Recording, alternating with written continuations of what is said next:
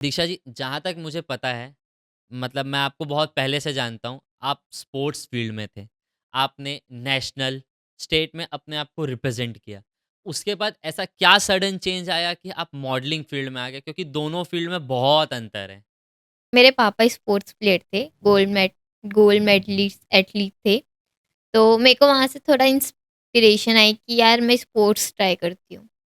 वो रीज़न आप बता पाएँगे अगर पर्सनल ना हो तो? ऐसा था कि 12th था और 12th का एग्ज़ाम था और मेरा नेशनल था एक।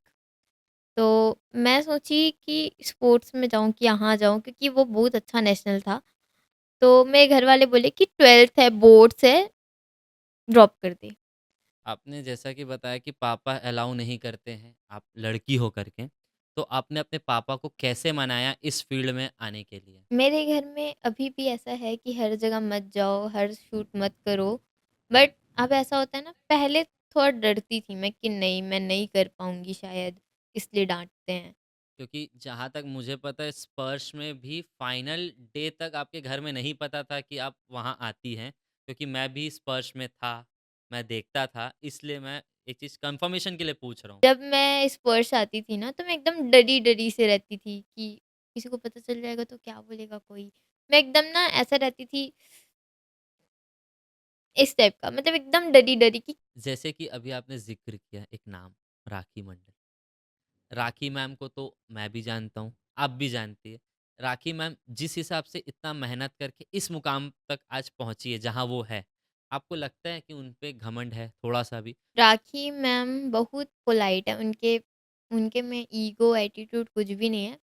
हाँ, थोड़ा-सा होना चाहिए क्योंकि वो मिस भिलाई हैं, एक बहुत बड़ा टाइटल, बट वह नहीं रखती अपने अंदर ईगो, एटीट्यूड, वो बहुत ज़्यादा पोलाइट हैं। और जब मैंने उनके साथ फर्स्ट स्टेज शेयर किया था, मुझे भी ऐसा लगता था कि उनके में एटीट्यूड होगा, बट नहीं, बिल्कुल भी नहीं है। मैं उनके साथ एक ट्रिप के बाद मैं इतनी फ्रैंक हो गई हूँ कि हम एज़ अ फ्रेंड रहते हैं। वो मेरे को बोलती हैं कि मैम मत बोलो बेटा, बट मैं आज भी एक रिस्पेक्ट है उनके लिए, आज भी एक इज़्ज़त है उनके लिए, तो मैं हमेशा से मैम बोलती आई हूँ। भले ही हमारा फ्रेंडशिप बॉन्ड है, लेकिन हर एक सपना छोटा होता है, लेकिन जब जज़्बा बड़ा हो उसको पूरा करने का, तो वो छोटा सपना एक कहानी बन जाता है। ऐसी ही कहानी हम आपके लिए लेकर आए हैं हमारे चैनल शेयर विथ श्रेयस पर। तो मैं आप सबका एक बार फिर से स्वागत करता हूं हमारे चैनल शेयर विथ श्रेयस पर। होप आप सब मस्त हो, इंजॉय कर रहे हो और कुछ नया सीख के ग्रो कर रहे हो। हमारी आज की जो गेस्ट है, एक ऐसी ही कहानी के साथ आई हैं जिनके कहानी में जज्बा है। उन्होंने छत्तीसगढ़ का नाम रोशन करने के लिए कोई कसर नहीं छोड़ी है, चाहे वो मॉडलिंग हो या फिर छत्तीसगढ़ी इंडस्ट्री हो। So let's welcome the gorgeous beautiful miss Diksha Sahu जी।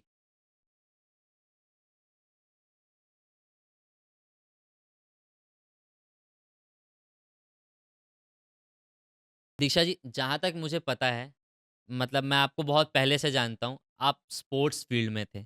आपने नेशनल, स्टेट में अपने आप को रिप्रेज़ेंट किया। उसके बाद ऐसा क्या सडन चेंज आया कि आप मॉडलिंग फील्ड में आ गए? क्योंकि दोनों फील्ड में बहुत अंतर है। मेरे पापा स्पोर्ट्स प्लेयर थे, गोल्ड मेडलिस्ट एथलीट थे। तो मेरे को वहाँ से थोड़ा इंस्पिरेशन आई कि यार मैं स्पोर्ट्स ट्राई करती हूँ। तो स्कूल टाइम था मेरा, तो हमको ना क्लास अटेंड नहीं करनी थी, तो मैं बोली कि यार क्लास अटेंड नहीं करनी, चलो स्पोर्ट्स में चलते हैं। तो वो मस्ती-मस्ती में मैं चली गई। तो वहाँ सिलेक्शन हो गया, स्टेट, डिस्ट्रिक्ट, फिर स्टेट के लिए मैं चली गई थी धमतरी, सॉरी बेमेतरा। तो मेरे घर पे ना थोड़ा-सा उस टाइम पे मना कर रही थी मम्मी कि इतना दूर जा रही है लड़की, क्लास 8th में बेमेतरा जा रही है। तो मेरे पापा ना सपोर्ट के अलाउ अलाउ किए। तो देखे कि वहाँ खेल ली मैं, स्टेट था, स्कूल के साथ गई थी पूरे। उसके बाद मैं ग्राउंड चालू की, जो अपना प्रॉपर स्पोर्ट्स होता है ग्राउंड का, वो। तो मैं कंटिन्यू 12th तक मैंने स्पोर्ट्स खेला और इसमें मैंने 6 नेशनल खेला। उसमें से 3 में मैं मेडलिस्ट हूँ और मेरे स्पोर्ट्स का नाम सॉफ्टबॉल है और हम उसको ना टीम में खेलते हैं। तो टीम खेलते हैं तो ऐसा होता है कि बहुत सारे लोग से फिर अनबन भी हो जाती है कि ये अच्छा नहीं खेल रही है, वो अच्छा नहीं खेल रही है। बट मेरी टीम ना बहुत अच्छी थी, मेरा ग्राउंड बहुत अच्छा था कि मैं 6 नेशनल खेली।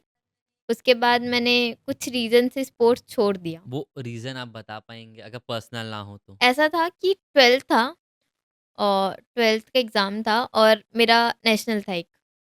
तो मैं सोची कि स्पोर्ट्स में जाऊँ कि यहाँ जाऊँ क्योंकि वो बहुत अच्छा नेशनल था। तो मेरे घर वाले बोले कि 12th है, बोर्ड्स है, ड्रॉप कर दे। तो फिर मैंने ड्रॉप कर दिया 1 साल, मैंने पढ़ाई को दिया। फिर जब मैं रीस्टार्ट की गेम वापस 1 साल बाद, तो मैं एक नेशनल वापस गई थी, गोवा नेशनल, वो सीनियर नेशनल था। तो वहाँ जाके मुझे ऐसा लगा कि नहीं, नहीं करना चाहिए अब, तो क्विट करना बेटर होगा। तो मैं वहाँ गई, उसके बाद मुझे ऐसा लगा कि नहीं, क्विट कर दो। फिर वहाँ से आने के बाद मैं ग्राउंड गई नहीं, फिर मैंने भैया को बोला कि भैया मैं अभी थोड़ा पढ़ाई में ध्यान देना चाह रही हूँ, तो मैं नहीं कर पाऊँगी। तो भैया मुझे बोले कि दीक्षा तू बहुत अच्छी प्लेयर है, तुझे जब आना है तब आजा ग्राउंड, ग्राउंड तेरे लिए हमेशा खुला है। तो वो चीज़ अच्छा लगता है मेरे को अभी भी कि मेरे को बहुत मानते हैं भैया लोग। आपने स्पोर्ट्स छोड़ दिया, मतलब स्पोर्ट्स की जर्नी में आपने एक प्रकार से पूर्ण विराम लगा दिया। फिर वहाँ से आपने नई जर्नी यानी मॉडलिंग की जर्नी कैसे शुरुआत की? मैं जब स्पोर्ट्स खेलती थी, तो मैं ना ऐसे पोस्टर्स देखती थी, रील्स देखती थी। तो 10th में ना एक मॉडलिंग शो हो रहा था जिसके बारे में मेरे को पता चला था। तो मैंने सोचा एक बार ट्राई करते हैं, क्योंकि अभी तो कोई नेशनल था नहीं मेरे सामने और 10th में पढ़ाई उतनी नहीं थी क्योंकि सेकंड लॉकडाउन था। तो मैं बोली एक बार ट्राई किया जाए। तो मैंने पापा को बोला कि पापा 1000 रुपये वहाँ की फ़ीस है, दे दो। तो मना किए बट डाँट-वाँट के ले ली मैं 1000। फिर मैं जब वहाँ गई, अपना ऑडिशन दी, तो मैं सिलेक्ट हो गई क्योंकि मैं बहुत अच्छी डांसर थी अपने स्कूल पे, बहुत नाम था मेरा ऐसे डांसिंग। और मैं नॉर्मल भी चलती हूँ ना तो ऐसा लगता है मैं कैट वॉक करती हूँ, मतलब मॉडलिंग वॉक करती हूँ। सब लोग ऐसा मेरे को बोलते हैं कि तू नॉर्मल चलती है तो भी ऐसा लगता है। तो वहाँ पे मेरा सिलेक्शन हुआ। फिर कुछ दिन बाद मुझे फ़ोन आया कि आपको 5000 वहाँ की रजिस्ट्रेशन फ़ीस है वो देना पड़ेगा। तो मेरे पापा बोले नहीं, हम लोग नहीं दे पाएँगे और लॉकडाउन है, नहीं करना है, मना कर दिए। फिर मैं लाइक ठीक है, स्पोर्ट्स तो है यार एक बैकअप ऑप्शन, एक पैशन। तो मैंने वहाँ पे छोड़ दिया। फिर मैंने 12th तक लेके गया स्पोर्ट्स को। फिर 12th के बाद मुझे ऐसा लगा कि नहीं खेलना चाहिए। फिर मैंने वो भी क्विट कर दिया। फिर मैं बायो स्टूडेंट थी तो मैंने फार्मेसी की। मैं जब फार्मेसी कर रही थी, फर्स्ट सेम ख़त्म हुआ मेरा, सेकंड सेम जस्ट लगा और मेरा एक फ्रेंड था आजम, उस उसने मुझे फ़ोन किया कि दीक्षा तू फ्री है क्या? तो मैंने पूछा क्यों, क्या हुआ? तो वो बोलता है कि एक ना मॉडलिंग का शो है अविश एडुकॉम में, वहाँ मैं नहीं जा पाऊँगा क्योंकि मेरा एग्ज़ाम है और तुझे करना था और वहाँ पैसे भी नहीं लग रहे हैं, तो तू चले जा, ऑडिशन दे के आ जा बस। उनको बस बोलना कि मैं भेजा हूँ। तो मैं बोली ठीक है, मैं जाती हूँ। तो मेरा ना कॉलेज ऐसा है कि अटेंडेंस बहुत मायने रखता है।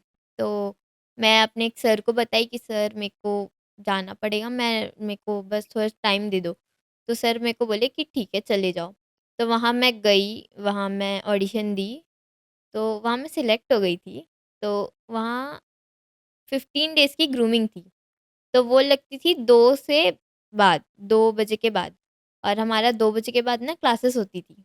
तो मैंने एक सर को ना बहुत रिक्वेस्ट की हमारी क्लास के कि सर मेरे को ना वहाँ जाना ही पड़ेगा, मैं वहाँ टीचर हूँ, ऐसा बोल दिया था मैंने कि सर मेरे को वहाँ सिखाने जाना है, सर मेरे को प्लीज़ जाने दो। तो सर बोले कि ठीक है चले जाओ। तो मैं अपने घर में नहीं बताई थी कि मैं ये कर रही हूँ, बस मैं चल जाती थी कॉलेज देन वहाँ। फिर जिस दिन शो था, उस दिन मेरे घर वाले कोई फ़ंक्शन में जा रहे थे, मेरी नानी भी आई थी। तो मैं अपने घर पे बताई कि एक शो हो रहा है पृथ्वी पैलेस में, आप लोग आइएगा, मैं वहाँ हूँ और मैं वहाँ ना रेट्रो जो मेरा थीम था ना रेट्रो, पुराना वाला जो एक साड़ी, तो मैं उस ड्रेस में हूँ, आप लोग मेरे को देखने आना। तो मेरे पापा बोले ठीक है, आ जाएँगे, क्या करती है देखते हैं। मम्मी भी वही बोली। उसके बाद आए, देखे कि हाँ, वॉक करती थी मैं। बट अब मैं जब वो वॉक देखती हूँ मेरा खुद का, तो मेरे को ऐसा लगता है भाई मैं क्या की हूँ? क्योंकि मैं साड़ी पहन के इतना स्पीड वॉक की थी, मेरे को ऐसा लग रहा था क्यों? क्यों कर रही हूँ मैं? लेकिन अब मेरे को समझ आया कि मॉडलिंग में बस चलना ही नहीं होता, बहुत कुछ होता है। 23 जब स्पर्श खत्म हो गया, उसके बाद एक शो आया 24 के जनवरी में। अ, उसका रजिस्ट्रेशन फ़ीस था वो हाई था, बट मैंने पैसे सेव करके रखे थे, तो मैंने रजिस्ट्रेशन करवा लिया अपने आप को। मैंने घर पे नहीं बताई थी और 2 दिन की वहाँ की ग्रूमिंग थी और वहाँ मेरी ग्रूमर राखी मैम और प्रियंका शर्मा मैम थी। तो मैं वहाँ फर्स्ट टाइम राखी मैम को देखी थी और मुझे ऐसा लग गया भाई राखी मैम वॉज़ अ बहुत बहुत अच्छी मॉडल है और प्रियंका मैम भी बहुत अच्छी मॉडल है। तो मैं फर्स्ट डे ग्रूमिंग बहुत अच्छा गया मेरा। सेकंड डे ग्रूमिंग था, उस दिन मेरे कॉलेज में मेरा प्रैक्टिकल एग्ज़ाम था, जो प्रैक्टिकल चेक होता है। तो मैं वहाँ से भाग गई थी कि सर मेरे को जाना पड़ेगा, मेरे घर में थोड़ा प्रॉब्लम है, मेरे को जाना ही पड़ेगा। तो मेरे घर में नहीं पता था कि मैं ग्रूमिंग क्लास जा रही हूँ, कॉलेज नहीं जा रही हूँ 2 दिन। और मेरे कॉलेज में तो वही बहाना मार दी थी मैं। फिर मैं ग्रूमिंग सेकंड अटेंड की, तो वहाँ ऐसे ग्रूमर लोग को पता चल जाता है ना किसका वॉक अच्छा, कौन बेस्ट है, कौन जीत सकता है। तो वहाँ जितने लोग भी थे, तो सबको मेरा वॉक बहुत पसंद था। जैसे मिसेस के कंटेस्टेंट हो गए, मैम लोग हो गए, सबको। फिर अगले दिन हमारा शो था, कुछ 6 बजे हम लोग को वहाँ बुलाए थे क्योंकि बहुत कुछ था। तो मैं अपने घर में ये बोली कि पापा एक शो करने जा रही हूँ मैं, वहाँ का 500 रजिस्ट्रेशन है, दे दो। तो गुस्सा करके तो दे दिए थे।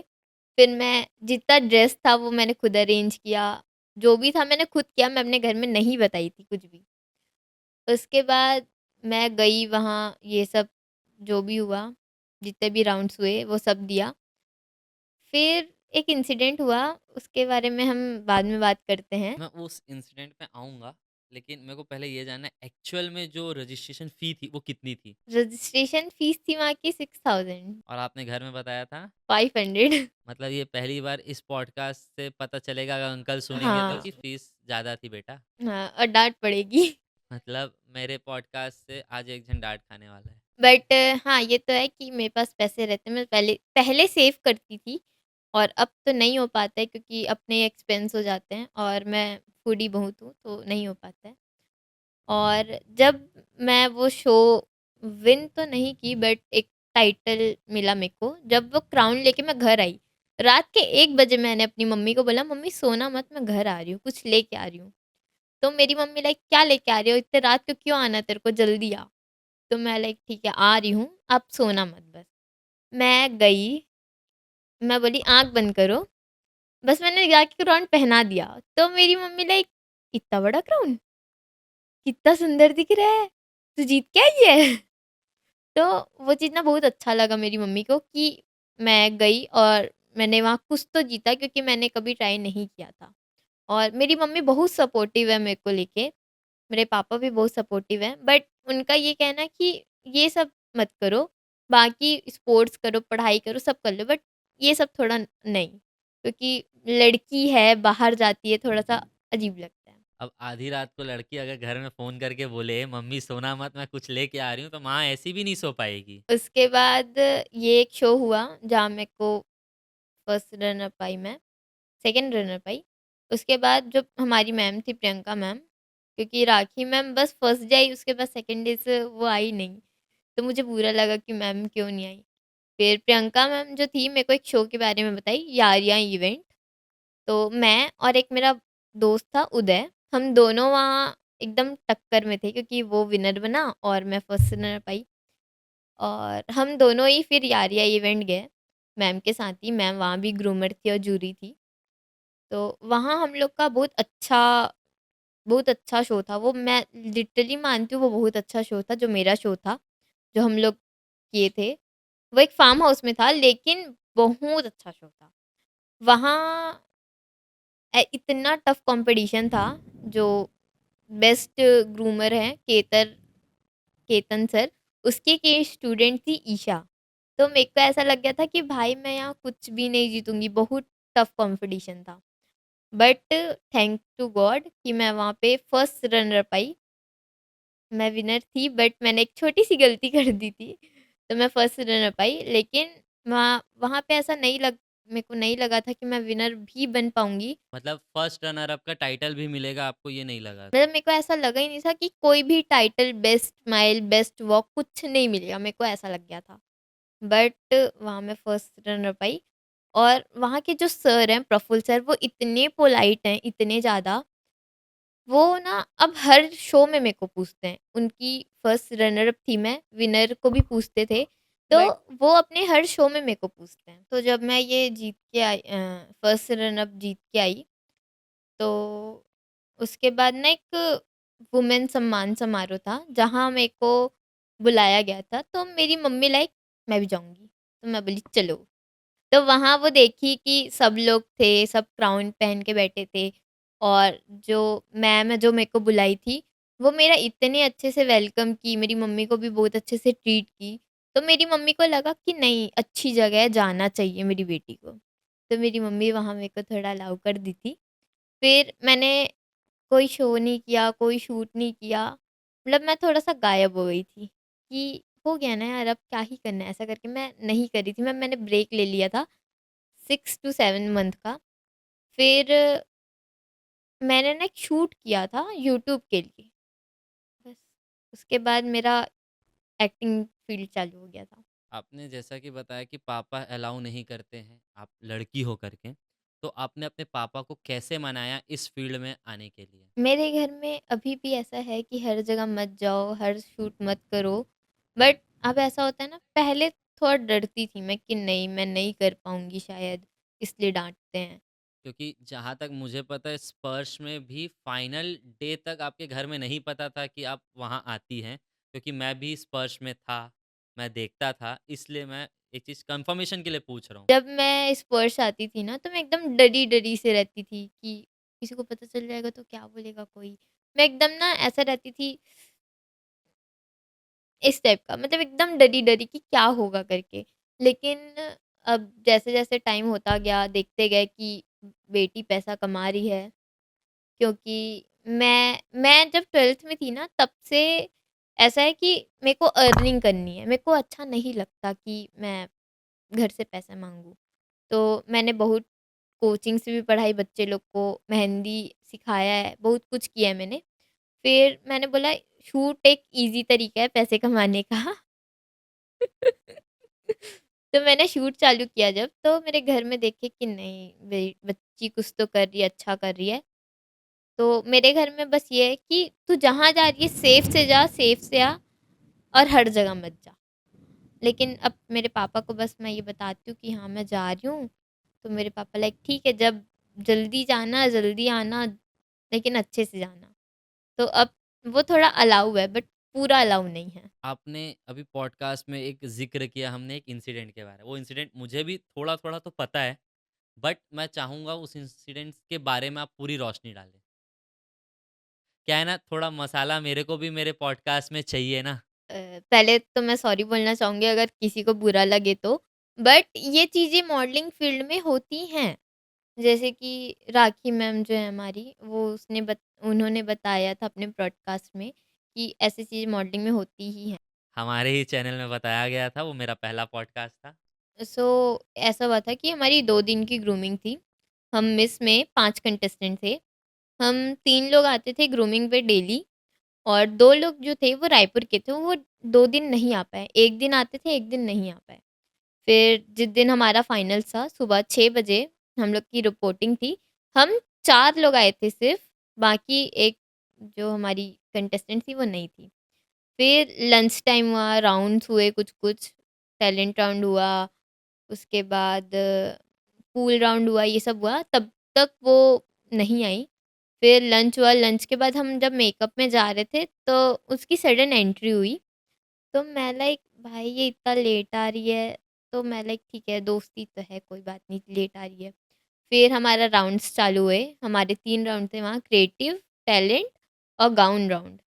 तो वहाँ ऐसा हुआ कि मेरी हाइट कम थी लेकिन हील्स थी तो थोड़ा लंबी दिखती थी मैं।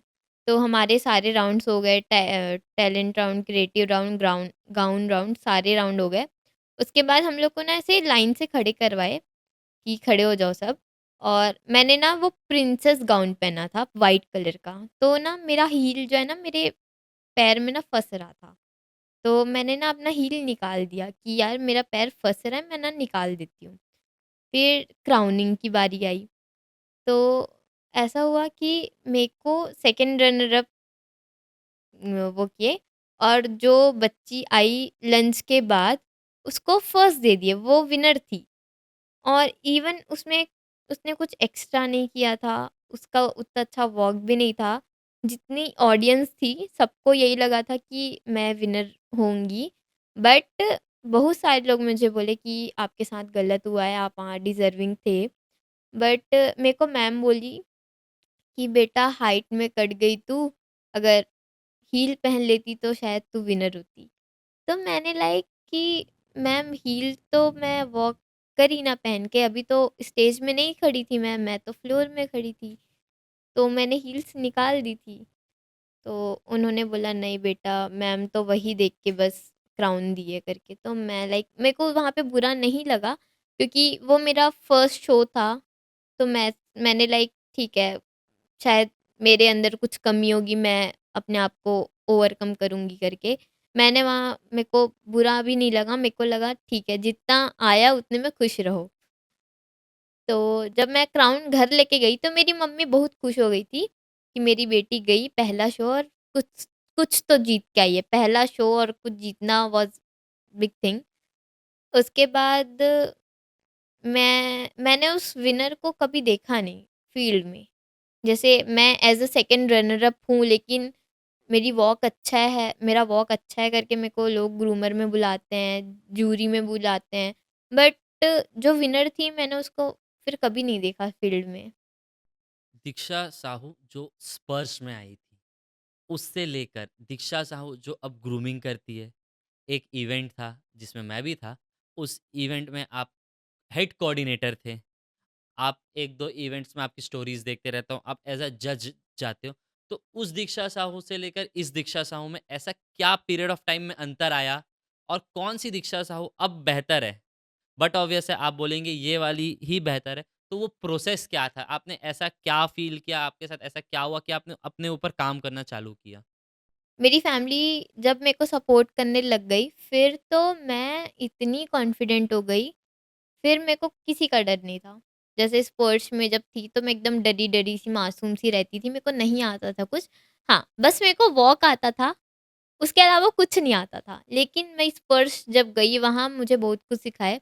Thank you so much Ashutosh sir and Nitesh sir, जो मेरे ऊपर इतना काम किए, मतलब हम सबके ऊपर इतना काम किए। वहाँ मेरे को ऐसा लगा कि मॉडलिंग ऐसा होता है। फिर मैं वहाँ थी, वहाँ मेरे को बहुत कुछ सीखने मिला। जब मैं फर्स्ट शो गई, वहाँ मेरे को प्रियंका मैम और राखी मैम मिली। उन्होंने भी मुझे बहुत गाइड किया। उन लोग को मेरी वॉक बहुत पसंद थी। उन्होंने मेरे को बहुत गाइड किया। फिर मेरे को ऐसा लगा मैं कर सकती हूँ। अगर सब कर सकते हैं तो मैं भी कर सकती हूँ। फिर जब मैंने 6 महीने का ब्रेक जब लिया मेरे सेकंड शो के बाद, तो मैंने ये सोचा कि ब्रेक तो मैं ले ली, लेकिन क्या करूँगी मैं ब्रेक लेके? बट मैं अपने घर में थोड़ा फिर मनाने लग गई कि मेरे को शो करने दो। तो वो लोग थोड़ा माने कि मेरे पास 2 क्राउन आ चुके थे। तो मेरे घर वाले थोड़ा-सा मान गए। फिर मैं लाइक अब मैं कर सकती हूँ। अब मैं अगर मेरे घर वाले मेरे को सपोर्ट कर रहे हैं तो मैं पूरी दुनिया जीत सकती हूँ। फिर एक शो का आया मेरे पास ग्रूमिंग के लिए। मेरे 6 महीना ब्रेक के बाद एक शो मेरे को ग्रूमिंग के लिए बुलाया बिकॉज़ ऑफ मेरी वॉक। और वहाँ मेरे को ग्रूमिंग दे के मेरे को ऐसा लगा कि नहीं यार मैं कर सकती हूँ। अब मैं वापस रीस्टार्ट करूँगी। फिर वहाँ से जो मैंने ग्रोथ की, क्योंकि जब वहाँ ग्रूमिंग में गई तो मुझे ये समझ आया कि सिखाना वाज़ अ बिग डील। बस ये नहीं है कि तुमको आता है तुम बेस्ट हो।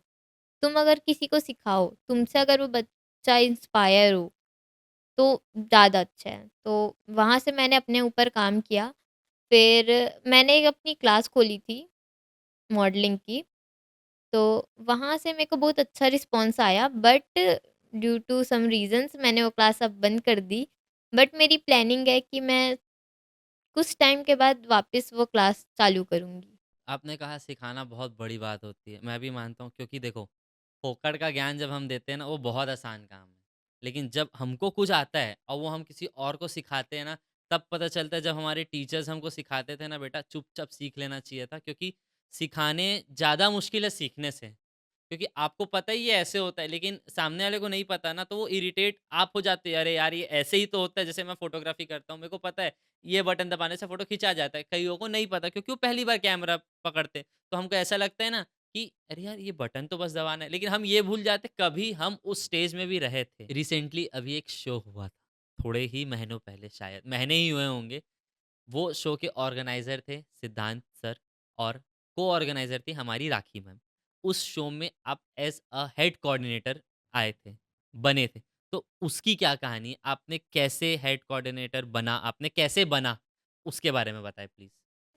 राखी मैम जैसे मैंने दीपक सर के पॉडकास्ट में ऐसा मेंशन किया था कि राखी मैम एक गुरु हैं मेरी, बहुत अच्छी गुरु हैं।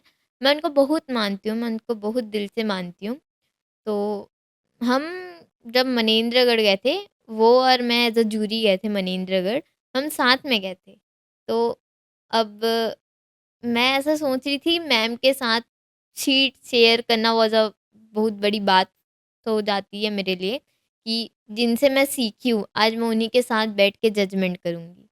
तो वहाँ से मैम और मेरी बॉन्डिंग बहुत अच्छी हो गई। एक गुरु और शिष्य से एक दोस्त के जैसे हो गई थी और मैम को पता था कि मैं अपने मॉडलिंग पे बहुत फ़ोकस्ड हूँ।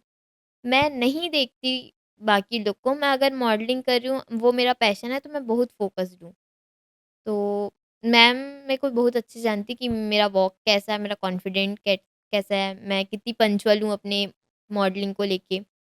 तो मैम मेरे को बहुत चीज़ों में सपोर्ट किए हैं। जब मैम अपना शो लॉन्च की एज़ अ को-ऑर्गेनाइज़र और सिद्धांत सर एज़ अ ऑर्गेनाइज़र, तो जब उन्होंने मेरे को हेड कोऑर्डिनेटर में रखा, तो मेरे ख़्याल से मैम को मेरी पोटेंशियल पता थी कि मैं वो चीज़ कर लूँगी। तो उन्होंने मैं एज़ अ को और हेड कोऑर्डिनेटर रखा और मेरे ख़्याल से मैंने अपना जो वर्क है मैंने बहुत अच्छे से निभाया। और मेरे को थैंक यू बोले उसके लिए कि आप अपना वर्क बहुत अच्छे से किया और मैं स्पेशली थैंक यू बोलना चाहती हूँ सिद्धांत सर और राखी मैम को कि उन्होंने मेरे को इस काबिल समझा कि अपने साथ शो में रखा। जैसे कि अभी आपने ज़िक्र किया एक नाम, राखी मंडल। राखी मैम को तो मैं भी जानता हूँ, आप भी जानती है।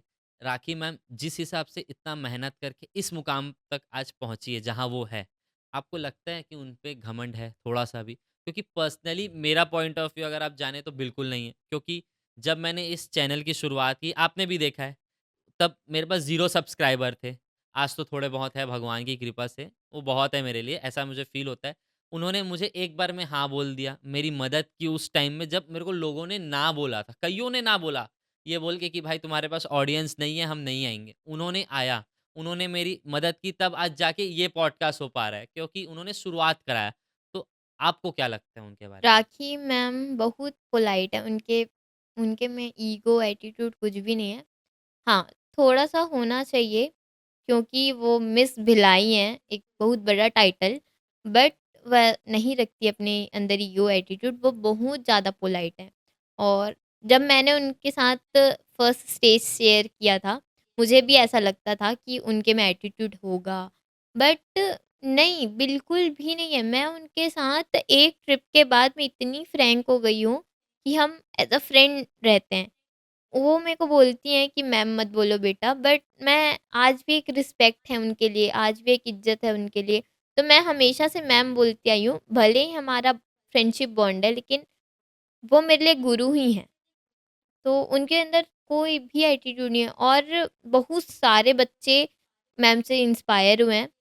ऐसे बहुत सारे लोग हैं जो मैम को पसंद नहीं करते, बट बहुत सारे ऐसे भी लोग हैं कि मैम को बहुत ज़्यादा पसंद करते हैं और मैम का नेचर भी बहुत बहुत अच्छा है, बहुत सॉफ्ट है वो।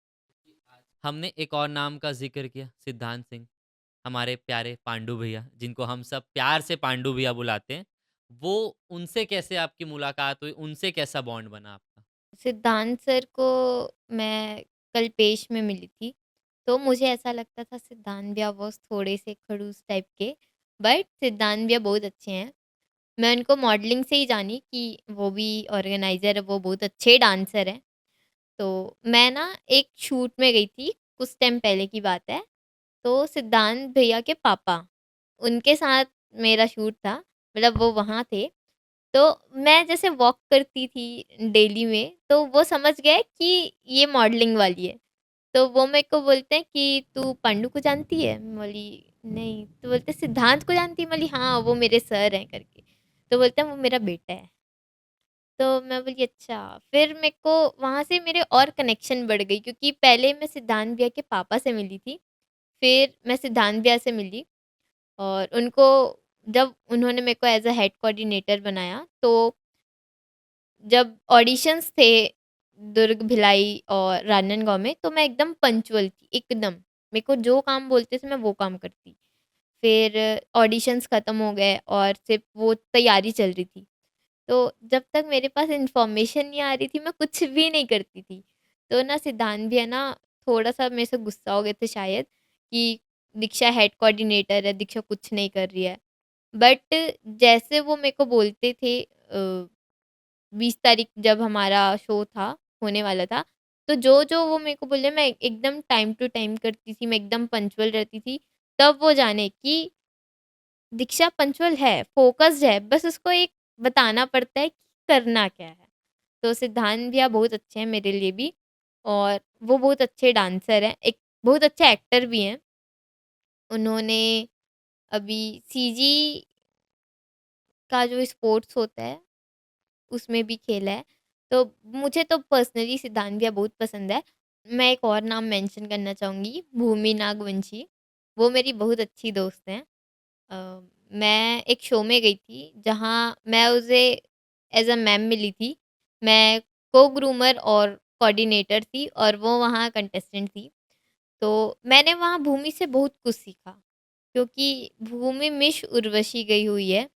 और मैंने उससे बहुत गाइडेंस ली, मैंने उससे वहाँ बहुत कुछ सीखा। मैंने भी उसको कुछ-कुछ बताया। फिर जब वो यहाँ आई छत्तीसगढ़ फ़ेम फ़ैशन वीक में, तो हम दोनों की बॉन्डिंग और अच्छी हो गई, और मैंने उसको बोला कि भाई मेरे को मिस उर्वशी एक बार जाना है, क्योंकि तू मुझे गाइड कर, क्योंकि तू वहाँ जाके आ चुकी है। और वो इतनी अच्छी है ना भूमि, बहुत पोलाइट है, बहुत मेहनती लड़की है, बहुत बहुत ज़्यादा मेहनत करती है। और मैं उसको कांग्रेचुलेशंस कहना चाहूँगी, अभी उसने नागपुर में जो हमारे छत्तीसगढ़ को रिप्रेज़ेंट किया। मैं भूमि को बहुत बहुत पहले से जानती हूँ, बट मैंने उसमें कभी ईगो, एटीट्यूड कभी नहीं देखा। वो बहुत पोलाइट है, और एज़ अ ग्रूमर या जूरी जहाँ भी जाएगी ना, वो बहुत बहुत नाम कमाएगी, बहुत। क्योंकि जितना अच्छा उसका नेचर है, उसका वॉक, उसका कॉन्फिडेंस उतना ही अच्छा है। वो बहुत अच्छी है। आज आप हमारे यहाँ पॉडकास्ट में आई हैं, तो मैं आपसे चाहूँगा इस पॉडकास्ट के माध्यम से अपने लाइफ में किन-किन पर्सन्स को क्रेडिट देना चाहेंगी, थैंक यू बोलना चाहेंगे, जिस मुकाम में आज आप यहाँ आके बैठी हैं? मतलब आप यहाँ तक आई हैं, तो इन सफ़र में जो-जो आपके साथ जुड़े, जिन्होंने आपकी मदद की, आप उनमें से किन-किन को क्रेडिट देना चाहेंगी? सबसे पहले अगर मैं इस जगह पे हूँ, तो सबसे पहला थैंक्स जो मेरी फैमिली को जाता है। अगर वो मेरे को सपोर्ट नहीं करते, तो शायद मैं यहाँ नहीं होती। तो मैं बहुत ज़्यादा थैंक यू बोलना चाहती हूँ अपनी फैमिली को, मम्मी-पापा, भैया सबको। फिर जो बहुत बहुत ज़्यादा थैंक्स बोलना चाहती हूँ, वो राखी मैम और अर्पिता मैम को है। क्योंकि अगर ये दोनों नहीं होते, तो शायद मैं मॉडलिंग में दूर-दूर तक कहीं नहीं होती। उन्होंने मेरे को बहुत गाइड किया है, बहुत कुछ समझाया है। तो मैं अर्पिता मैम और राखी मैम को बहुत ज़्यादा थैंक यू बोलना चाहती हूँ। उसके बाद जितने भी मेरे ग्रूमर्स और जितने भी मेरे फ्रेंड्स हैं, जो मेरे को इतना कुछ सिखाए हैं, जैसे नितेश सर, आशुतोष सर, सिद्धांत सर, भूमि, भौमिक सर, और मेरी एक बहुत अच्छी फ्रेंड है अमरप्रीत। वो उन उसने भी मुझे बहुत कुछ सिखाया है मॉडलिंग से रिलेटेड। एक मेरा बहुत अच्छा दोस्त है भार्गव, उसने भी मेरे को बहुत कुछ गाइड किया है मॉडलिंग के लिए।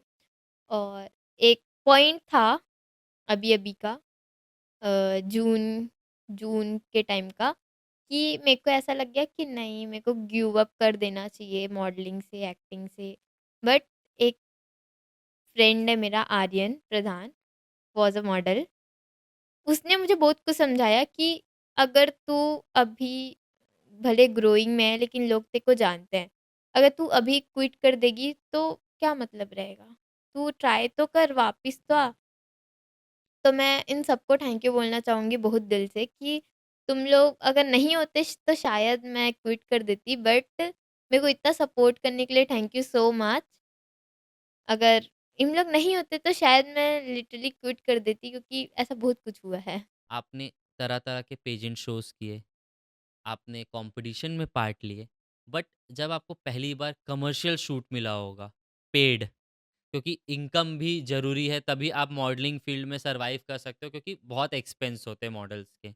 तो आपको जब वो पहली बार मिला तो उसकी फीलिंग क्या थी और कैसे मिला? किसके थ्रू मिला पहला शूट पेड? वो ना किसी अमेज़न के किसी ड्रेस का शूट था, मेरे को नहीं पता था और ऐसा कि वो किसी ड्रेस का शूट है करके। उसके बाद मैंने शूट किया, सब चीज़ हो गया। उसके बाद वो मेरे को अपने ऑफ़िस में बुलाए, फिर वो मुझे बोले कि मेंबरशिप आप लेना चाहोगे क्या?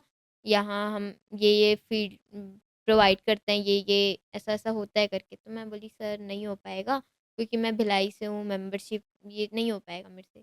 तो मेरे को बोले कि ठीक है। फिर उन्होंने मुझे payment the, cash on cash 2500। मैं लाइक सर लेकिन पेमेंट की बात तो नहीं हुई थी। तो वो बोले कि मैम ये कमर्शियल शूट था, आपको हमने बताया था, तो हम पे हमेशा ही करते हैं, तो ये आपका पेमेंट। तो मैं इतनी एक्साइटेड हो गई थी, इतनी खुश हो गई थी, बहुत ज़्यादा। फिर वो जब मैं वो शूट की, उसके बाद मैंने अपनी कमाई से, फर्स्ट कमाई से अपनी पेंसिल हील खरीदी, जो मैंने खरीदी थी अपने घर में। नहीं माँगा था उस चीज़ के लिए कि मेरे को हील्स खरीदना है। मैंने उस पैसे से अपने हील्स खरीदे थे। आप मॉडलिंग किए, आप ग्रूमिंग करते हो, आपने शूट्स कराए, फिर एक आपके जीवन में एक पड़ाव आता है, एक मोड़ आता है, आप एक चीज़ स्विच करते हो। स्विच इन द सेंस मतलब आप सीजी फ़िल्म्स यानी छत्तीसगढ़ी इंडस्ट्री की तरफ रुख करते हो। तो उसकी वजह क्या थी? कैसे मिला आपको? मतलब कैसे इंटरेस्ट आया और कैसे मिले काम? मेरे को मतलब जैसे एक मॉडल होता है, मॉडल को हर चीज़ आनी चाहिए। उसको एक अच्छा एक्टर होना चाहिए, क्योंकि मॉडलिंग में हम टैलेंट भी देखते हैं, सब कुछ देखते हैं। तो मेरे को ऐसा लगता है एक मॉडल को ओवरऑल परफेक्ट होना चाहिए, कि उसको सब सब कुछ आना चाहिए। तो जब मैंने गैप लिया, मैं आपको बताई थी 6 मंथ का गैप ली थी। उसके बाद एक यूट्यूब वीडियो से आया था कि मैम एक छोटा-सा रोल है, आप करोगे क्या? आपको 1000 मिलेगा। तो मैंने बोला हाँ, ठीक है मैं कर लूँगी, और वो भिलाई का ही था, तो मैंने बोला लेट्स गो, फ्री तो हूँ मैं। तो मैं गई, फिर वहाँ मैंने एक्ट किया, तो उन लोग बोले मैम आप बहुत अच्छा एक्टिंग करते हो, हम आपको आगे भी बुलाएँगे। तो मैंने बोला ठीक है, और मेरे को सडन पेमेंट मिल गया। मेरा काम हुआ, उसके बाद मेरे को तुरंत पेमेंट मिल गया। तो मैं बोली कि मॉडलिंग तो होता ही है, तो एक काम करते हैं, मॉडलिंग को रखते हैं और यहाँ से पैसा कमा के मॉडलिंग में डालते हैं। तो मैंने ये सोचा कि एक्टिंग करती हूँ, एक्टिंग का पैसा मैं पूरा मॉडलिंग में डालूँगी। फिर वो शॉर्ट वीडियोज़ से मैंने शॉर्ट वीडियोज़ बनाते गई, किसी और के चैनल के लिए, यूट्यूब के। फिर एक प्रोडक्शन है, मेट्स प्रोडक्शन, वहाँ से मेरे को कॉल आया था कि एक बायोपिक है, आप करोगे क्या छत्तीसगढ़ी में? आपके साथ आपके रहने के लिए एक आपकी फ्रेंड है। तो मैंने बोला कौन फ्रेंड? तो उसने मेरे को बताया रितिका। तो रितिका मेरी बहुत अच्छी दोस्त है। मैं उससे एक शूट में मिली थी। बहुत टैलेंटेड लड़की है। मेरे साथ वो भी एक्टिंग हाँ। की की है। है। वहाँ से, और एक हीरा मंडी का शूट था वो भी। फिर जब मैं बायोपिक में गई तो रितिका बनी थी मेरी जेठानी और मैं उसकी बनी थी देवरानी। तो वहाँ से हम लोग का बॉन्डिंग और अच्छा हुआ। फिर वहाँ से मुझे ऐसा लगा कि मैं कर सकती हूँ। अगर मैं यहाँ तक आ गई तो मैं आगे भी कर लूँगी। अमूमन लोग छत्तीसगढ़ी इंडस्ट्री में जाने के लिए हिचकिचाते हैं, क्योंकि कई वजह हो सकते हैं, मैं उन वजहों पे नहीं आना चाहूँगा। आपने क्यों चुना छत्तीसगढ़ी इंडस्ट्री? मैंने ये सोचा कि जब अब अगर आप सही हो, तो सारी दुनिया सही है। अगर आप किसी को वो मौका ना दोगे, तो कोई आपको वो चीज़ बोलेगा नहीं। तो मैं अपने साइड से पूरी क्लियर रहती हूँ कि सर आप मेरे को ऐसे रखोगे, आप मेरे को ये प्रोवाइड करोगे तब मैं आऊँगी, नहीं तो मैं नहीं आऊँगी। एक इंसिडेंट हुआ था, मैं आपको उस बारे में बाद में बताती हूँ। और मैं जब ये शूट किया रितिका के साथ, फिर मेरे को ऐसा लगा मैं कर सकती हूँ, मेरे से हो जाएगा। फिर मैंने कंटिन्यू शूट्स चालू की, फिर अभी मैं ग्रोथ में हूँ, ये तो है। मैं ग्रोथ में हूँ। बेसिकली आप, मेरे को जितना आपके बारे में जानकारी है, आप side role, side role, side role ही करते-करते आ रहे थे। अब अचानक से आपको एक मूवी मिली एज़ अ लीड एक्ट्रेस। उसकी क्या कहानी है? क्या कैरेक्टर है आपका? आप बता सकते हैं उसके बारे में तो प्लीज़ बताएँ। सबसे पहले मैं थैंक यू बोलना चाहती हूँ हमारे डायरेक्टर सर जो छैया भूइयाँ के हीरो है शेखर सोनी सर को। और सबसे बड़ा थैंक यू नमित भैया को जो मेरे को वो दिलाए हैं, जो मूवी दिलाए हैं। और मैं आपको बताना चाहूँगी कि एज़ अ साइड रोल मैंने 1-2 मूवीज़ की। उसके बाद जो एक नमित भैया हैं, जो जानते हैं मेरे को, जो मेरे को मानते हैं, जिनको मेरी एक्टिंग पसंद है, तो उन्होंने मेरे को एक ना सीरियल दिलाया था, मया टीवी का। तो वो सीरियल शूट हो गया है, उसकी डबिंग है, कुछ दिनों में वो रिलीज़ भी हो जाएगा। फिर अभी-अभी उन वही भैया ने मेरे को एक मूवी दिलाई थी, जिसका नाम है भुइयाँ। और वो रिसेंटली थिएटर्स में आएगी और उसमें मेरा एज़ अ मेन लीड है, जिसमें मेरा नाम है प्राजक्ता। और मैं जो हूँ, मैं उससे पूरी डुप्लीकेट हूँ मेरे मूवी में। मतलब as a model, as a छोटे कपड़े ये सब ना। बट उस मूवी में मैं एकदम संस्कारी, मैं पूजा-पाठ करने वाली हूँ, मेरे को अपने धरती से बहुत प्यार है, ऐसा है उसमें। और वो मूवी सबके लिए बहुत अच्छी है क्योंकि उसमें कॉमेडी भी है, ड्रामा भी है और सब सब एज कैटेगरी का ध्यान रखा गया है। और सबसे अच्छी बात कि जो 25 साल पहले मूवी आई थी छैया भूइयाँ, उनके ही जो एक्टर हैं शेखर सोनी सर, जिसमें वो उदय थे छैया भूइयाँ में, वो ही मेरे चाचा बने हैं। मतलब मैं उनसे बहुत कुछ सीखी हूँ, उस वो सेट से बहुत कुछ सीखी हूँ मैं। और जो मेरे अपोज़िट में हैं अमर तिवारी भैया, वो मुंबई एक्टर हैं, तो मैं उनको भी थैंक यू बोलना चाहूँगी। वो बहुत अच्छे एक्टर हैं। तो मैं चाहती हूँ आप सभी हमारी मूवी जो भुइयाँ आने वाली है कुछ दिनों में बिल्कुल देखिएगा।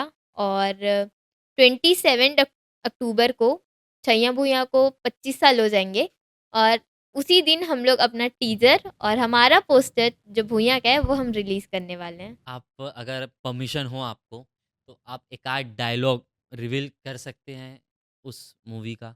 या फिर पोस्टर लॉन्च या फिर टीज़र लॉन्च होने के बाद ही करेंगे? मैं टीज़र और पोस्टर के बाद ही करूँगी। अगर आपकी परमिशन हो, अगर हमारा टीज़र और पोस्टर लॉन्च हो गया तो मैं चाहती हूँ हमारे जो नया जो भी ब्रॉडकास्ट है उसमें मैं, डायरेक्टर सर और अमर भैया, हम तीनों आपके सामने हमारी मूवी भुइयाँ का आपको कुछ बताएँ आपके ब्रॉडकास्ट में। इससे अच्छी बात क्या हो सकती है मेरे लिए? मुझे तो मौका चाहिए बस, थोड़ा बहुत फ़ेमस होने का। हम बिल्कुल कोशिश करेंगे, मतलब ट्राई करेंगे इस प्लान को एग्ज़ीक्यूट करने का। आप एक यंग हो इस इंडस्ट्री में और एक्चुअल में भी आप यंग हो, तो मैं आपसे ये जानना चाहता हूँ, यंग है तो क्या हुआ, हम सबका एक विज़न होता है। आने वाले टाइम में आप छत्तीसगढ़ इंडस्ट्री को कहाँ देखना चाहेंगे? और थोड़ी कुछ तो खामियाँ होंगी इंडस्ट्री में, तो ऐसी क्या खामियाँ आपने महसूस की है कि छत्तीसगढ़ इंडस्ट्री उस तरीके से ग्रो नहीं कर पा रहा है? जिस तरीके से साउथ की इंडस्ट्री कर रही है। कुछ गलती तो हमारी भी है, पर्सनली मैं मानता हूँ, जैसे हम भी बहुत कम देखने भी जाते हैं। तो उस चीज़ के लिए आप क्या बोलना चाहेंगे? छत्तीसगढ़ी अगर मूवीज़ हम सभी छत्तीसगढ़वासी देखने लग गए, तो छत्तीसगढ़ का एक बहुत अच्छा टॉप में आ जाएगी। क्योंकि ऐसा होता है कि जितने भी साउथ की मूवीज़ है, बहुत कम ऐसी मूवीज़ है जो हिंदी डब्ड होती हैं। बट साउथ वाले वो मूवीज़ देखते हैं क्योंकि वो उनके लोकल लैंग्वेज में होती है। तो हमारे छत्तीसगढ़िया जितने भी लोग हैं, तो मैं चाहती हूँ कि आप सभी छत्तीसगढ़ी मूवीज़ को देखें।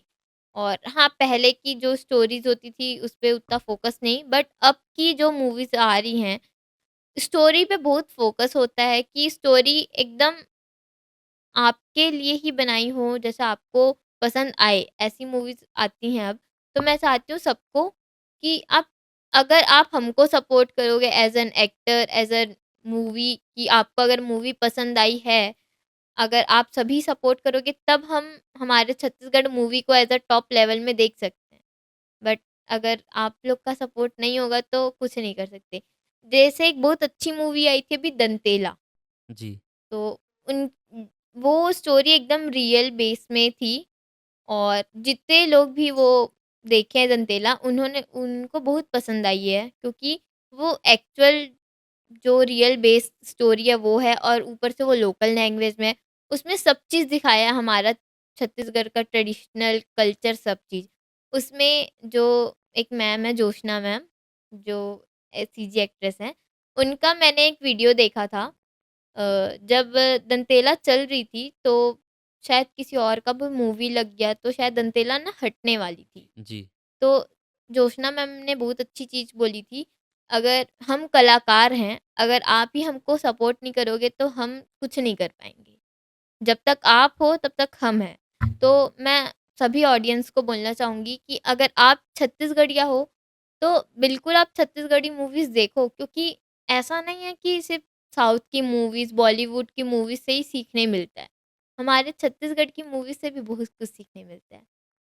और एक जो मैम हैं, मैं उनका नाम मुझे याद नहीं आ रहा है।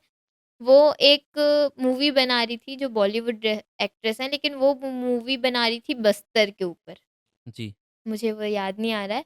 बट मेरा ये कहना है, अगर बॉलीवुड वाले लोग यहाँ आके मूवी बना सकते हैं बस्तर के ऊपर, तो हम क्यों नहीं देख सकते वो मूवीज़?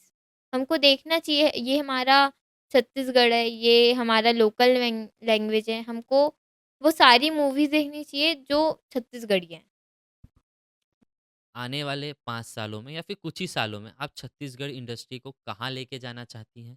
और उस मुकाम में आप अपने आप को कितना भागीदार मानती हैं और कहाँ पर देखना चाहेंगी? जैसे कि अभी जो मेरी मूवी आने वाली है रिसेंटली, जिसमें मैं मेन लीड हूँ, तो मैं चाहती हूँ ये मूवी अगर हम अच्छी पहुँचा पाएँ ऑडियंस तक, तो मेबी आने वाले दिनों में मैं बहुत अच्छी सीजी एक्ट्रेस बन जाऊँगी। जैसे अभी अलीशा घोष मैम, दीक्षा जायसवाल मैम चल रही हैं, वैसे ही कुछ दिनों में Diksha Sahu as a CG actress भी चलेंगी। तो मैं बस वही चाहती हूँ कि ये चीज़ हो। और दूसरा, छत्तीसगढ़ इंडस्ट्री जब तक छत्तीसगढ़ की ऑडियंस सपोर्ट नहीं करेगी, तब तक कुछ नहीं हो पाएगा। तो मैं ये चाहती हूँ कि जितना जितना हो सके छत्तीसगढ़ ऑडियंस सपोर्ट करेगी तो हमारा छत्तीसगढ़ इंडस्ट्री बहुत आगे जाएगा। और छत्तीसगढ़ में बहुत सारे जितने भी जो रील्स बनाते हैं, उन लोग के लिए बहुत अच्छी बात है कि उन लोग रील्स के थ्रू हमारे छत्तीसगढ़ इंडस्ट्री में आ रहे हैं। तो ये चीज़ बहुत अच्छा है कि जितने भी हमारे इंडस्ट्री वाले हैं सबको मौका दे रहे हैं कि आप भले एज़ अ इन्फ्लुएंसर हो बट आप एक्टिंग करो। और ऐसा है कि बहुत अच्छी एक्टिंग भी करते हो हम लोग। तो बस यही कहना है कि जितना आप सपोर्ट करोगे उतना हम ग्रो करेंगे। आपकी इच्छा नहीं होती जैसे छत्तीसगढ़ इंडस्ट्री में भी एक अवार्ड शो हो, छत्तीसगढ़ या फ़िल्म फेयर अवार्ड जैसे साउथ में होता है, इंडिया लेवल में होता है, तो इससे क्या होगा कि लोगों को प्रोत्साहन मिलेगा, उत्साह बढ़ेगा उनका कि हमको भी एक मूवी बनानी चाहिए, हमको भी अच्छे स्टोरी करने चाहिए ताकि हमको भी अवार्ड मिले। छत्तीसगढ़ में फ़िल्म फेयर अवार्ड होते हैं, बट वही है ना कि यहाँ अलग-अलग होते हैं। जैसे साउथ में, बॉलीवुड में एक होता है ना कि फ़िल्म फेयर अवार्ड एक होता है, बट यहाँ अलग-अलग लोग अलग-अलग करवाते हैं। तो ये चीज़ें मैं ये चाहती हूँ कि अब ऐसा हो कि सभी मिलके एक फ़िल्म फेयर अवार्ड करें, तो ये चीज़ ज़्यादा बेटर है। बट डिफरेंट लोग हैं, डिफरेंट जगह से करवाते हैं, तो ऐसा हो जाता है ना कि बहुत सारे एक्ट्रेस, बहुत सारे एक्टर निकल जाते हैं। और अभी मैंने ये चीज़ नोटिस करी है कुछ-कुछ शोज़ में कि छत्तीसगढ़ एक्टर्स को बुलाते हैं और ऐसा बोलते हैं छत्तीसगढ़ सम्मान समारोह अवार्ड है ये। तो मेरा ये कहना है कि आप बुला रहे हो Chhattisgarh actors, no no doubt अच्छी बात है, बट छत्तीसगढ़ सम्मान समारोह, तो मेरा ये कहना है कि ऐसा नहीं होता ना कि छत्तीसगढ़ सम्मान समारोह आप किसी कोई भी एज़ अ गेस्ट आए उसको दे दो। छत्तीसगढ़ एक्टर्स के लिए होता है छत्तीसगढ़ सम्मान समारोह अवार्ड। तो अगर सभी लोग मिलके कराएँ तो बहुत अच्छा होगा। जैसे कि अभी एक भिलाई मेला लगा था, आपको आइडिया होगा तो एक भिलाई मेला लगा था। वहाँ भी रात को नाइट में हुआ था छत्तीसगढ़ सम्मान समारोह अवार्ड, जिसमें से बहुत सारे एक्टर एक्ट्रेस आए थे। वहाँ पे मीटअप हुआ था। उसके अलावा एक रायपुर में भी हुआ था, 2 बार रायपुर में और हो चुका है। तो ये अलग-अलग कराने से अच्छा अगर हम सभी साथ मिलके एक ऐसा शो कराएँ, छत्तीसगढ़ सम्मान समारोह, जहाँ जितने भी छत्तीसगढ़ी एक्टर्स हों, भले वो बिगिनर्स हों, चाहे एक्सपीरियंस हो, जितने भी सब हों, तो ज़्यादा इम्पैक्ट पड़ेगा। मतलब उनको उत्साह मिलेगा कि यार हमको भी इसमें नॉमिनेशन होता है, हमको भी अवार्ड मिलेगा, लोग जानेंगे। फ़िल्म फेयर अवार्ड जितने भी, तो हमको पता चलता है कि होता है। लेकिन छत्तीसगढ़ में अगर आप छत्तीसगढ़ के इंडस्ट्री से जुड़े नहीं हो, तो आपको नहीं पता चलेगा कि हो रहा है। तो मेरा ऐसा कहना है कि सभी मिलके एक अवार्ड फंक्शन कराओ, जिसमें पूरे छत्तीसगढ़ को पता हो कि हमारे छत्तीसगढ़ में भी छत्तीसगढ़ सम्मान समारोह अवार्ड होता है। जैसे कि अभी होता है तो किसी को नहीं पता है। अगर कोई बहुत बड़ा व्यक्ति जिसकी पकड़ छत्तीसगढ़ इंडस्ट्री में बहुत अच्छी हो, जो छत्तीसगढ़ इंडस्ट्री रन करता हो, मैं जुड़ा हुआ नहीं हूँ छत्तीसगढ़ इंडस्ट्री से तो मैं नहीं जानता। बट अगर इस पॉडकास्ट को कोई भी एक ऐसा व्यक्ति देख रहा हो जो जानता हो, या फिर वो व्यक्ति स्वयं देख रहा हो जिसकी एकदम पकड़ हो, तो मेरा एक छोटा सा सजेशन है कि हम सब मिलके एक छत्तीसगढ़ फ़िल्म फेयर अवार्ड कराते हैं, ताकि जो नए क्रिएटर्स आ रहे हैं, उनको और प्रोत्साहन मिले, और जो हमारे पुराने छत्तीसगढ़ के जो ओजीज़ हैं, जो मतलब बहुत टाइम से अच्छे-अच्छे मूवीज़ कर रहे हैं, अच्छे-अच्छे शॉर्ट फ़िल्म कर रहे हैं, म्यूज़िक एल्बम कर रहे हैं, उनको लोग जान पाएँ। आप इसको एक ऐसे प्लेटफ़ॉर्म में लाएँ ताकि हर एक घर का बच्चा, कॉमन पर्सन भी जो छत्तीसगढ़ इंडस्ट्री से नहीं जुड़ा है, जैसे मैं नया हूँ इस इंडस्ट्री के लिए, मैं अभी कदम रखूँगा, मतलब लोगों को जानूँगा, तो मुझे भी पता चले। बस ये ऐज़ एक रिक्वेस्ट है। तो प्लीज़ अगर कोई भी इस पॉडकास्ट को देख रहा हो तो प्लीज़ इस बारे में ज़रूर सोचिएगा, प्लीज़। तो इसके साथ मैं ये आपसे जानना चाहूँगा कि आप अपने आप को, आपका जो सक्सेस पॉइंट है वो क्या होगा? क्योंकि सक्सेस की कोई सीमा नहीं होती, लेकिन आपने कुछ तो सोचा होगा कि ये मिलेगा तो मैं सोचूँगी कि मैं सक्सेस की राह पे हूँ। मैंने अपना दोनों जो मेरा पैशन है मैंने उसके लिए सोचा है। मैं छत्तीसगढ़ की सबसे बेस्ट एक्ट्रेस बनना चाहती हूँ। उसके साथ-साथ मैं चाहती हूँ कि मेरे को एक बार इन माय लाइफ मुंबई से मैं एक टाइटल जीतूँ, एक्सप्रेशन क्वीन ऑफ बॉलीवुड। बस मुझे अगर ये टाइटल मिल जाए तो मैं तब मान लूँगी कि मेरे लिए एक सक्सेस है। और मॉडलिंग में अगर मैं miss India, miss world, miss universe की स्टेज के फाइनलिस्ट में चले जाऊँ, तो वो मेरे लिए मतलब सक्सेस की राह में आप चले गए, ये आप समझ जाएँगे। तो इसी के साथ हम इस पॉडकास्ट को करते हैं यही समाप्त। आपका बहुत-बहुत शुक्रिया, आपने हमें टाइम दिया अपना, आप आए इस पॉडकास्ट में और अपना कीमती समय दिया। थैंक यू आपको कि आप मुझे इस लायक समझे कि पॉडकास्ट में बुलाएँ। और मैं आपको बहुत टाइम से जानती हूँ, एक बहुत अच्छे फ़ोटोग्राफ़र हैं आप और सिनेमैटोग्राफ़र भी। तो आपका चैनल बहुत आगे तक जाए ये मेरी ब्लेसिंग्स है। और मैं चाहती हूँ आप मेरी भी ऐसी क्रिएटिव फ़ोटो खींचें जल्दी से।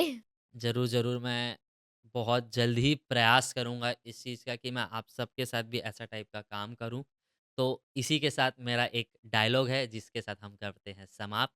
ये तो सिर्फ़ झाँकी है, अभी श्रेयस का दौर आना बाकी है। होप आप सबको ये पॉडकास्ट पसंद आए। कुछ भी आपको अगला पॉडकास्ट कैसा चाहिए, प्लीज़ आप मेरे को कमेंट में बताइएगा, ताकि मैं मेहनत करूँ और वैसे पॉडकास्ट लाने की कोशिश करूँ। और इस पॉडकास्ट में अगर थोड़ी बहुत गलतियाँ हुई हो तो प्लीज़ बताइएगा, क्योंकि इंसान गलतियों का पुतला है। वो जितना मेहनत करेगा उतना वो सीखेगा। तो मैं उस चीज़ के लिए तैयार हूँ। तो प्लीज़ आप सब मुझे सजेस्ट कीजिएगा कि मुझे और किस टॉपिक में अब अगला पॉडकास्ट लाना चाहिए। तो तब तक के लिए प्लीज़ इस वीडियो को लाइक करो, शेयर करो, सब्सक्राइब करो। तब तक के लिए धन्यवाद।